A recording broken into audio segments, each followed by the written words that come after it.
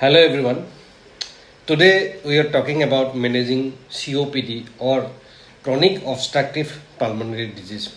Whether you have just been diagnosed or have lived with the conditions for years, this video will provide some tips and advice for smart breathing and nourishing nutrition.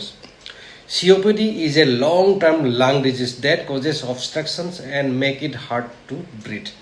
During exacerbation or flare-up, breathlessness, coughing, fatigue can become worse. So it is important to recognize warning sign and have a plan to manage these exacerbations.